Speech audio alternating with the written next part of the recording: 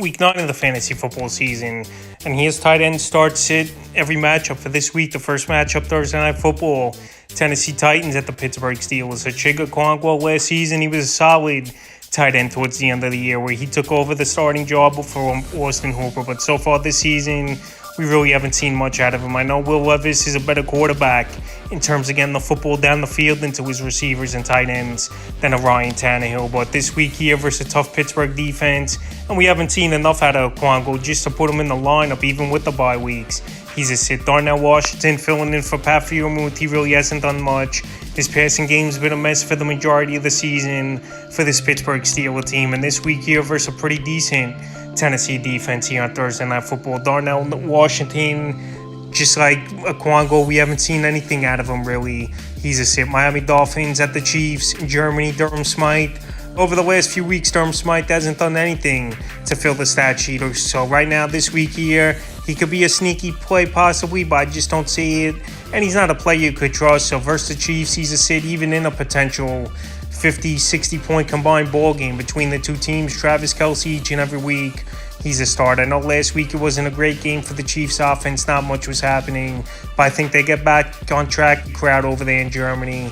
And Travis Kelce, we know he's the best tight end in pro football and fantasy football, so he's a must start. Obviously, Higbee is a sit for me. It might be Brett Rypien anyway in this game. And Tyler Higbee started off the season well, but ever since Cooper Kupp's been back in the lineup, his targets and just yards and everything's gone down in each and every game, obviously, here for Higbee. So this week with a backup quarterback possibly in there, and tough weather over there in Green Bay, which is tough for a team traveling from Los Angeles to a cold state like that, he's a sit. Luke Musgrave, we saw early flashes from the rookie early in the season, but anyone in this passing game in Green Bay over the last 4 or 5 weeks, you can't trust them in fantasy football. They're not getting consistent targets. They're not putting up numbers at all for fantasy owners. And here versus a middle of the pack type of defense of the Rams, even though last week the Cowboys torched them early and often that one. Musgrave, I don't trust in this game. He's a sit. Washington Commanders at the New England Patriots. Logan Thomas, he's become one of the best tight ends once again this season in fantasy football. And it was never about talent with Logan Thomas. Injuries and staying on the field's always been the problem with him. But him and Sam Howell have a good rapport.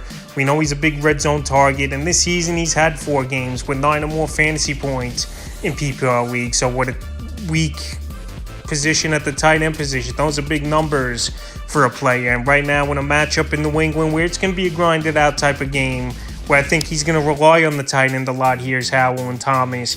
He's a start. Hunter Henry, he's a borderline option. First 2 games of the season, he was going off with some good games, and he's really fizzled out in this passing game.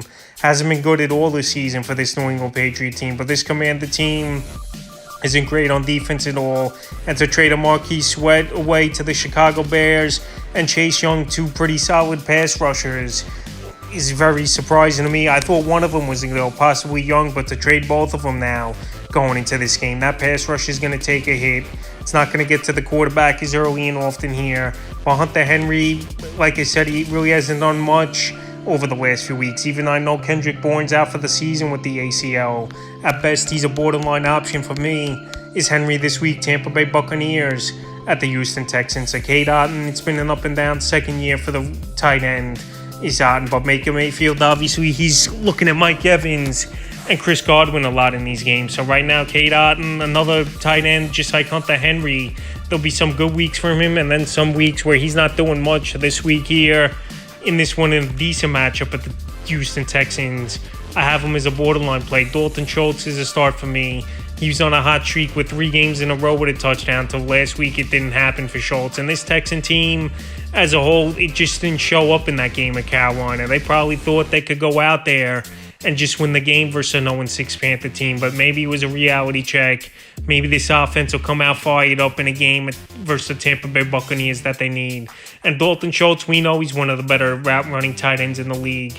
And a guy who last season in the playoffs did have 2 touchdowns versus Tampa Bay Buck team, where he was with the Dallas Cowboys, now to the Minnesota Vikings at the Atlanta Falcons. TJ Hawkinson, even with Jaron Hall in there, I think Hall's going to rely on Hawkinson early and often. We know young quarterbacks like to rely on the tight ends, and TJ Hawkinson, one of the best tight ends in the league. So even with Kirk Cousins out for the season, and either if it's going to be Hall or Dobbs after this week for the rest of the season. I think Hockenson could put up top 5 tight end numbers, and he's a start once again in this one. Kyle Pitts is a start.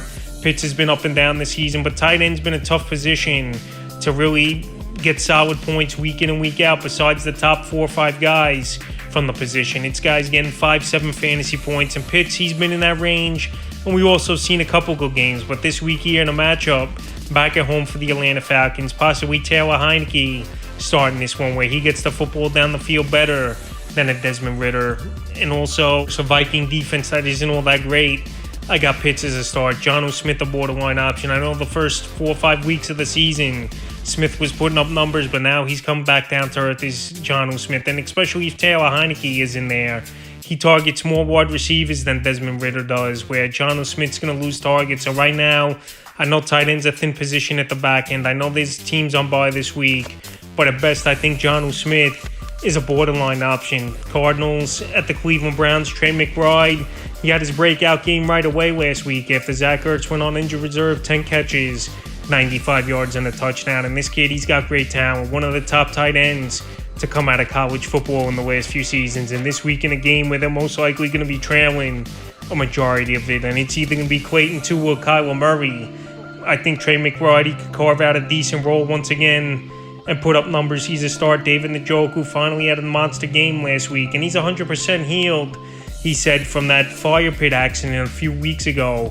is David Njoku. So Njoku found the end zone last week. Him and PJ Walker had a good rapport the last couple weeks with the Seattle game and at the Indianapolis Colts in Week 7. And this week here versus a Cardinal defense, which really isn't that great. I think, once again, David Njoku's a good option and a start. Chicago Bears at the New Orleans Saints. So right now, Cole Kmet is a sit for me. Tyson Bagent, I know he targeted Kmet a decent amount of times in last week's loss at the Los Angeles Chargers, but Cole Kmet, he's been an up and down tight end this season, where if it was Justin Fields in this game, he would be a star for me. But this defense is stout over there for this New Orleans Saints team. Right now, Cole Kmet, if it was Fields in the game, like I said, he would be a start, but he's been up and down with other quarterbacks. If it wasn't Fields, Taysom Hill's a start for me for this same team. Taysom Hill, they're using him in every type of role, obviously. Running the football near the goal line, within the 10-yard line. He's passing some deep balls and even catching the football as well, lining up as a tight end. So right now, I know he doesn't qualify